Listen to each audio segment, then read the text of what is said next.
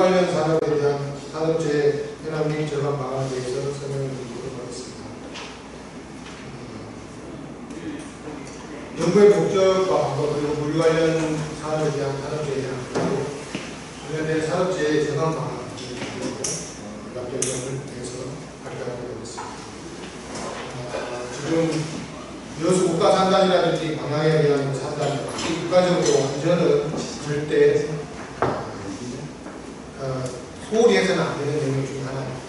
그 이유는 여러 가지 사회적인 생기고 또 관련된 기업에 여러 가지 영향을 줄 수 있기 때문에 물류 방향에 대한 산업에서도 산업재해가 저감될 수 있는 것을 요구하고 그에 대한 것들을 정책적으로 해나가야 된다고 생각합니다. 국가산단뿐만 아니라 물류 관련된 부분들이 원활하게 이루어지는 것이 또 사람으로 따지면 혈액이 관련된 것에서 생명하고 관계되어 있기 때문에 앞으로 이런 부분들이 계속적으로 연구가 되고 관련된 부분들이 제한되는 것들이 실행이 되는 필요가 있다고 생각했습니다. 연구가 부족을 설명드리겠습니다. 분석 대상은 구역항공 운송업이라든지 각종 항만 운송 분해 산업 같은 전체적인 것을 방문했고 건축 데이터는 2013년부터 22년까지의 데이터를 가지고 활용을 했습니다.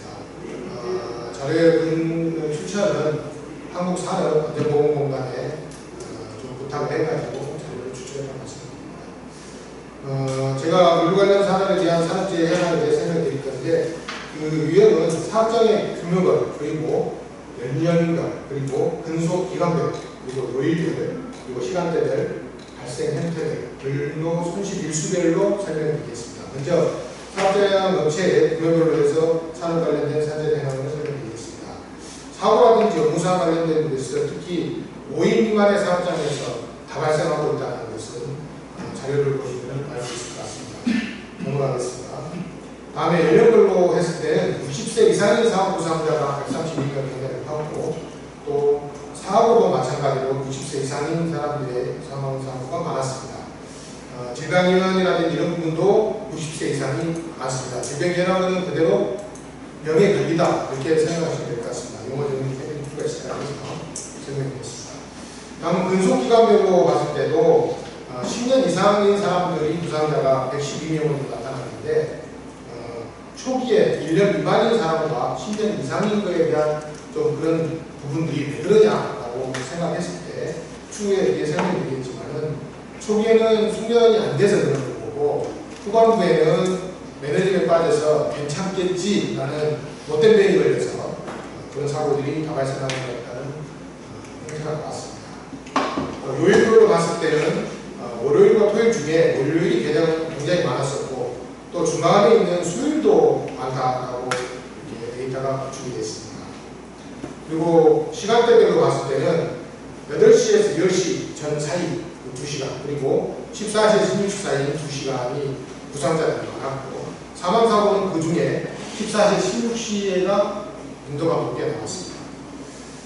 그리고 발생 형태별로 했을 때는 여러 가지 것들이 있지만 사망사고 같은 경우에 떨어짐이 굉장히 컸었는데 그에 대한 각 사업장들의 유의점을 분명히 스스로 인지를 하고 대책을 강구할 필요가 있다라고 생각합니다. 아무리 그 부분에 대해서 지나치게 강조해도 사망사고가 생기는 이유가 분명하게 어디에서 있는가는 찾아내야지만이 건재될 거라고 봅니다. 그리고 끼임과 부딪힘 같은 경우로 80명과 70명 가까이 나왔는데 부딪히는 것에 대한 사망사고가 왜 맞지라고 할지 모르지만 타격이라는 것은 치명적으로 심정지를 주기 때문에 그 순간에 이렇게 피하지 못한다면 사망사고는 줄여들 수 없다고 합니다. 그런 부분들에 대해서도 인정할 필요가 있다고 생각합니다. 다음은 근로 손실별로 했을 때 데이터가 나왔는데요. 사망자는 7,500일의 근로손실로 이렇게 간주하는 부분들 그리고 100일에서 200일 정도 내에 있는 사고 부상자가 한 240명에 한 정도가 높게 되었습니다. 넘어가겠습니다. 5인 미만 사업장에 대한 사망사고나 사고에 관련된 부분이 많다는 것은 그만큼 저희들이 주목해야 될 부분이라고 생각하고요. 다음에 이걸 또 넘어가겠습니다. 이제 저감 방안에 대해서 말씀드리면 외국의 산업안전에 대한 여러 가지 연구 그리고 그리고 중소기업의 산재 예방에 대한 여러 가지 교육과 관련된 제관 방안에 대한 내용들을 토대로 해서 인간의 실수, 사업장의 예방 능력에 대한 부족 이런 부분들이 상당히 많은데 이런 것들을 대응해서 해 나가다 보면 각종 사회적인 비용 또 기업의 리스크에 대한 것들도 줄일 수 있는 방안이 나오지 않을까 하는 생각을 해봅니다. 그리고 5인 미만에 관련된 부분이나 영세사업장들이 가질 수 있는 산재 방지 교육들 이런 부분들도 저희들이 여러 가지 정책적 제안을 해봤었는데 지자체나 또 우리 보건공단이나 노동부에서 특별히 더 예산을 편성을 시켜서 강화를 시켜주고 교육을 시켜야만이 개방되지 않을 생각입니다. 연령도 마찬가지인데요.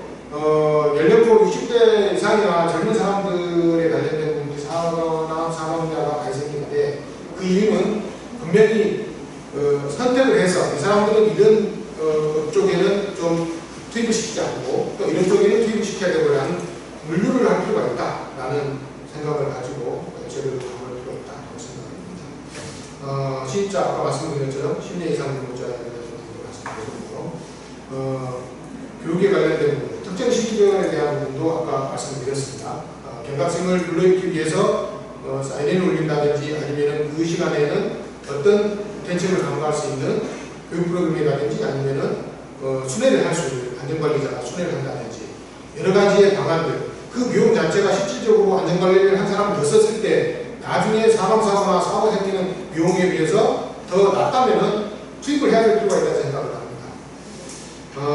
특히 이제 개인주택에 대한 휴먼 자료들이 굉장히 많은데 이 부분에 대한 것은 그런 교육 말고는 없다고 생각합니다. 그 교육 정책을 정확히 펴려면 정책적으로 회사에서 영세하는데 언제 그 교육을 다 시키고 또 일하기 바쁜데 언제 할 거냐 그럼에도 불구하고 해야 된다. 왜? 사고 터지고 나서 수습하는 것보다 많기 때문에 그런 부분들을 철저하게 해야 된다라는 생각을 해서 해놓고요. 여러 가지 요약해서 결론을 말씀드리겠습니다. 종사자 수에 대해서 언급을 안 할 수가 없는데 종사자 수가 적으면 적을수록 한 사람이 가지고 있는 그 일량이 어마어마하게 많아집니다. 그렇다면 그것에 제일 먼저 선행돼야 될 것은 교육입니다. 그것보다 제일 더 중요한 것이 안전입니다. 기술적인 교육도 중요하겠지만 안전에 대한 교육을 시키지 않고 해서는 안 된다. 뿐만 아니라 외분이 들어와서 일을 할 때 그 교육하는 시간이 1시간, 2시간이 더 늘어나더라도 조업시간이 줄어드는 한이 있더라도 그거는 꼭 선행을 해야 된다라는 생각이 듭니다. 지금 각 모든 영역에서 건축 영역, 프랜트 건설 영역도 여러 가지 영역에서 또 운송 영역에서 하는 부분들이 교육을 강구하고 나서 나중에 사고가 터지면 그 다음은 수습하기 어렵고 그걸 위한 손실과 기업의 이마와 지역에 미치는 타격점은 어마어마하다는 말씀을 드리면서 안전에 대한 부분만큼은 철두철미하게 해야 된다고 생각을 하고 오늘 발표를 마치겠습니다. 감사합니다. 1분 더 쓰셨습니다. 감사합니다. 자,